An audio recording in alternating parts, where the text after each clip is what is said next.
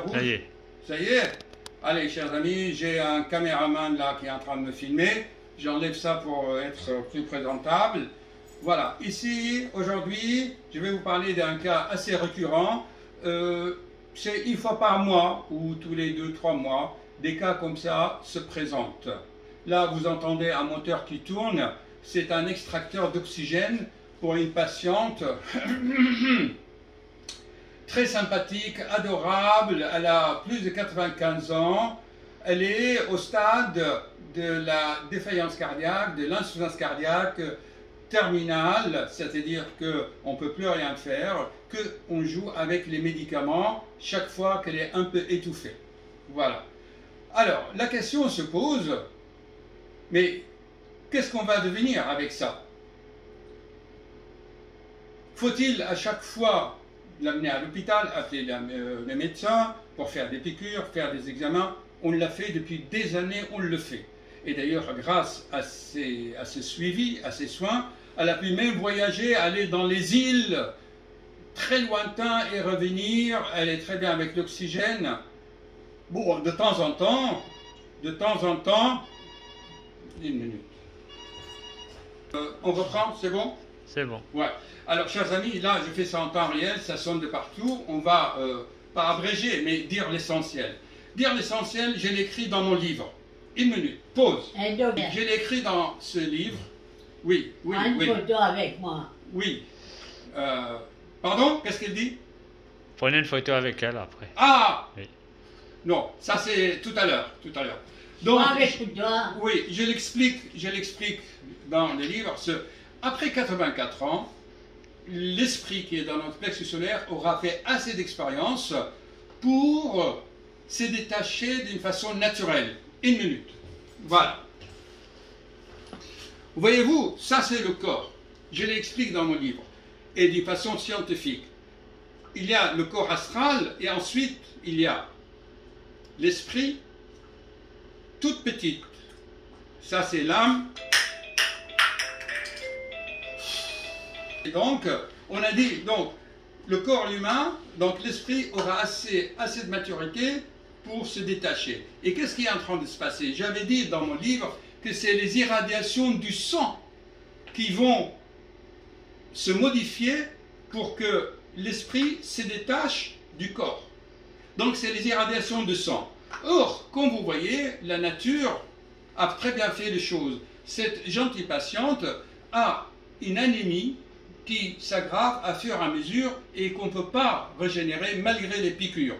Donc ça veut dire que le sang est en train de faiblir petit à petit pour libérer le corps astral et les autres corps subtils. D'ailleurs, déjà la patiente, elle vient de me dire, déjà elle se voit parfois la nuit se détacher de son corps physique. Elle voit qu'elle flotte, n'est-ce pas? Qu'est-ce que vous voyez? Ne le filmez pas, elle dit. Oui. Vous voyez quoi? Que votre esprit flotte sur votre corps. Oui. Vous voyez? Elle le voit déjà.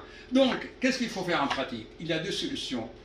Quand elle fait une crise, c'est la crise terminale, je dis à son fils, soit vous la laissez à la maison, à ce moment-là, la crise va se passer pendant le sommeil, très léger, elle va pouvoir se détacher définitivement et la vie continue dans d'autres mondes comme un rêve, en couleur. Soit ça se passera dans la journée et à ce moment-là, vous appelez le SAMU, les médecins, et ils vont la transporter à l'hôpital. Et à l'hôpital, qu'est-ce qu'ils vont faire? Ils vont faire ce qu'il y a à faire. Ils vont faire les soins. Ils vont lui mettre les perfusions. Il faut lui mettre des tuyaux dans la gorge et la mettre sous machine. Des perfusions, des sondes dans la vessie pour faire pipi. Et pour le caca, on ne peut pas mettre de tuyaux. Elle va faire dans les draps. Eh bien, c'est vraiment l'acharnement que j'appelle ça. L'acharnement thérapeutique. Et elle, déjà, elle aime la liberté. Le moindre, déjà, masque, elle n'aime pas. Donc, faut-il s'acharner et vraiment faire souffrir le patient comme ça, à 95 ans et plus?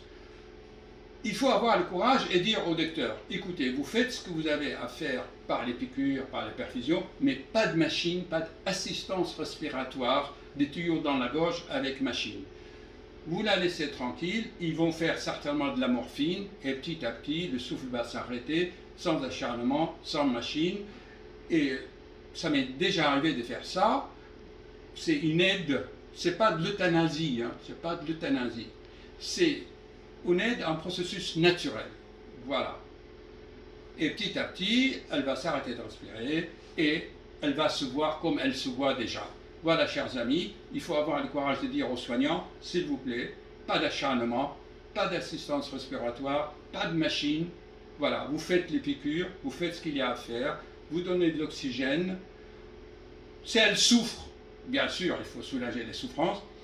Et voilà, donc c'est vraiment une façon juste, avec beaucoup d'affection, beaucoup de bienveillance. Et rassurez-vous, après 84 ans, faites confiance. La vie s'occupera de votre manière de départ, de votre moyen de quitter ce monde.